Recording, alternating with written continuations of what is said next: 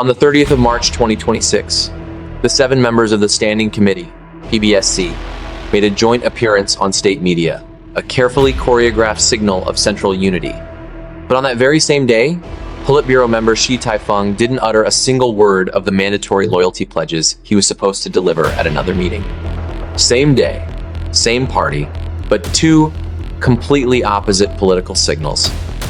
It makes you wonder, which one is the true face of the Chinese Communist Party?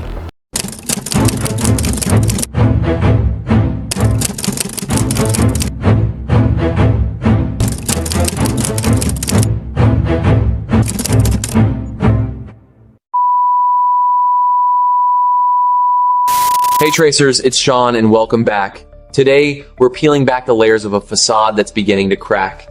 While the world sees a united front in Beijing, underneath the surface, a series of high-stakes purges, silent rebellions, and missing power players suggest a much more chaotic reality. We're diving deep into the shadows of Zhongnanhai to see who's really holding the shovel and who's about to be buried. Stick around, because you never know how deep this hole goes. On the morning of March 30th, Xi Jinping led all 7 members of the Politburo Standing Committee to Beijing's Changping district for their annual tree planting rite. In front of the rolling cameras, every smile and every shovel movement was perfectly synchronized, a carefully staged performance designed to project a singular message that the party's core, under Xi's absolute command, remains harmonious, stable, and in total control. During the event, Xi delivered a pointed message, urging them to stand firm in their convictions, stay grounded in the present while keeping their eyes on the distant horizon, and to persevere in a state of continuous struggle. On the surface, this was a speech about reforestation and greenery. But when you filter those words through the lens of high-stakes power politics, the weight of his message takes on a much darker, more ominous undertone. Because at the very moment those 7 men were standing on the quiet soil of Changping, hundreds of miles away in Guangdong, the aftershocks of a massive political earthquake were hitting, one after another, in rapid succession. Exactly 3 days before the Magnificent 7 of the Standing Committee held their little tree planting ceremony. On the 27th of March, 2025, the Central Commission for Discipline Inspection and the National Commission of Supervision officially announced that Guo Yonghang, Vice Chairman of the Guangdong CPPCC and former Party Secretary of Guangzhou, was under investigation for serious violations of discipline and law. According to internal sources, Guo was actually hauled away as early as Tuesday, March 24. The official announcement 3 days later was nothing more than a formal confirmation. Guo is a Shandong native. After graduating from Wuhan University in 1989, he headed straight for Shenzhen, starting as a regular staffer in the municipal propaganda department. He spent nearly 30 years in Shenzhen, grinding his way up from the grassroots to become the party secretary of Yantian district by 2010. Then, in 2015, a shift in his role completely rewrote his destiny. He was appointed Secretary General of the Shenzhen Municipal Party Committee, essentially becoming the chief housekeeper and closest confidant to Ma Shing Rui, a fellow Shandong native who had just landed in Guangdong to lead the city. In the CCP's political ecosystem, the Secretary General acts as the ultimate fixer, managing every intimate detail of their superior's affairs. This isn't just some mundane administrative role. We're talking about the man who knows every decision, signs every sensitive document, and is effectively the other side of the coin to his boss. They are inseparable. Any decision Ma Shing Rui made in Shenzhen, it's impossible that Guo Yonghang didn't know. Conversely, any process Guo led, Ma certainly understood. Since 2015, their political fates have been tied by an invisible thread. In 2018, Guo was moved to become the party secretary of Zhuhai. On paper, it looked like a promotion. But through another lens, it was a calculated move to expand the Ma faction's influence from Shenzhen to Zhuhai, solidifying their territory on the political map of Guangdong province. His most controversial act in Zhuhai was overseeing the share transfer of Gree Electric, a deal that set the entire country on fire. In 2019, the Zhuhai State-Owned Asset Supervision and Administration Commission, SASAC, offloaded 15% of Gree Electric's shares to Hill House Capital for a staggering 41.66 billion yuan, roughly 7.79 billion Singapore dollars. The man on the ground was Li Kongshan, the head of Zhuhai SASAC at the time, but the entire operation was conducted under the direct instruction and watch of Guo Yonghang. Caixin quoted internal sources revealing that on the day Guo was taken away, several leaders at Zhuhai SASAC were also simultaneously summoned to cooperate with the investigation. The breadcrumbs lead to one glaring answer: that 46 billion yuan asset maneuver with Gree Electric is very likely the smoking gun behind this entire chain of investigations. And Li Kongshan, the foot soldier back then, had already fallen in July 2024.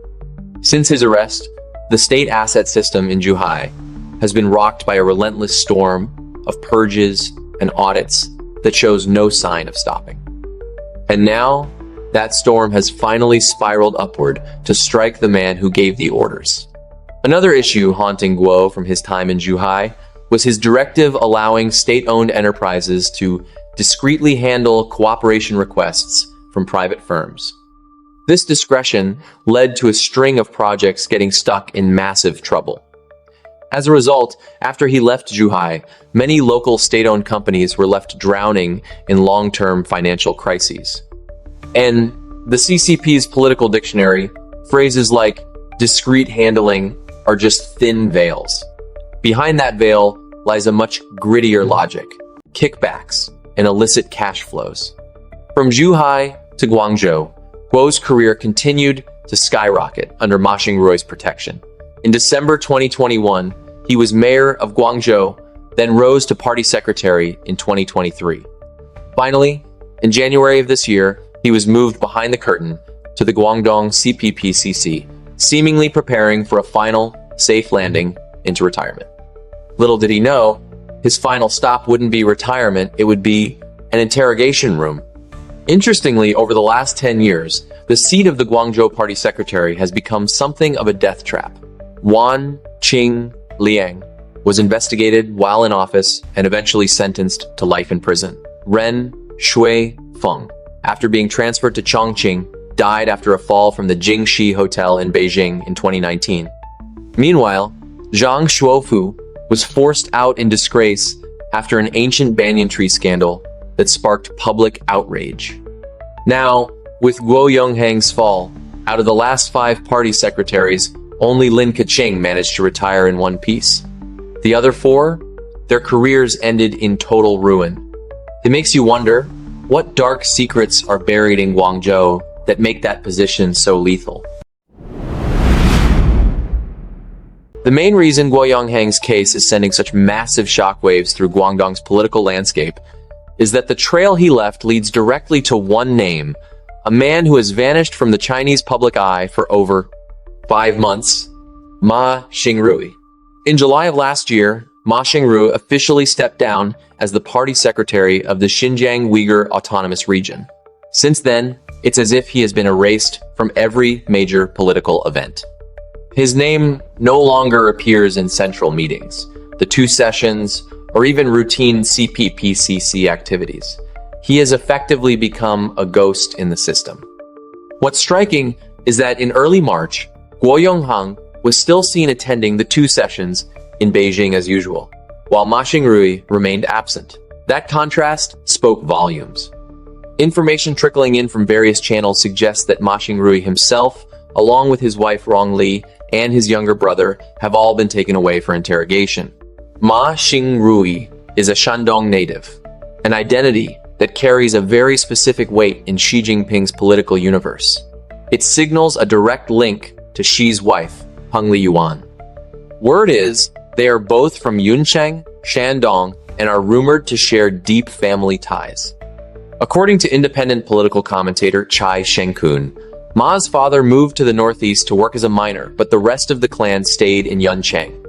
The bond between the Ma and Peng families reportedly spans decades, predating the marriage of Xi Jinping and Peng Liyuan. There are even claims that Peng Liyuan lived with the Ma family for a significant time as a child. This level of intimacy is something Xi Jinping is intimately aware of. While these leaks from Mr. Kai can't be verified through official mouthpieces, Ma Shing Rui's meteoric rise serves as a logical confirmation of this special relationship. For instance, in November 2013, Ma was parachuted into Guangdong as the deputy provincial party secretary. On paper, he was the deputy to Hu Chunhua. In reality, he was there to play a game of political shadowing, keeping a close watch on Hu Chunhua, the crown prince handpicked by Hu Jintao, whom Xi Jinping was working hard to neutralize. By 2015, Ma pushed out Wang Rong and seized control as the party secretary of Shenzhen. It was within this specific framework that Guo Yonghang became his ultimate confidant and key enforcer. But now, that protective layer has been stripped away in front of everyone. For Xi Jinping, the Ma Shing Rui case is a brutal dilemma. This isn't just about one falling official. It's about a much larger political risk. Whether Peng Liyuan's social network must be severed, and whether the Xi family's own political layout and interests in Shenzhen will be dragged into the light as the investigation digs deeper. Shenzhen is the territory where Xi Jinping's father, Xi Zhongxun, lived and ruled for years. The city is the headquarters of the Xi family's power base, and it's the very foundation of Guo Yonghang's 30-year career. The secrets Guo holds and the networks he's part of, if this investigation continues to burrow down, will it touch the untouchables? According to leaks from Jiang Wangzheng, an activist based in Australia, Ma Shing Rui's wife, Rong Li, frequently used Peng Liyuan's name or the office of Peng to secure lucrative projects. If true, then neither the probe into Ma nor the fall of Guo is a scenario Xi Jinping ever wanted to see. Some analysts argue that Xi Jinping can no longer use his absolute influence to shield Ma Shing Rui from the law. The fact that someone protected by the First Lady's ace card can still be snatched up is indirect proof that Xi's grip on power is starting to fray at the edges. While the political earthquake in Guangdong was still rattling the system, another shockwave hit, this time from a completely different direction. Reports are surfacing that Bashu Song, a renowned economist and the former chief China economist at the Hong Kong Stock Exchange, HKEX, was taken away for investigation around March 12th. Between March 25th and 27th, the news began to leak through various channels before finally being officially confirmed.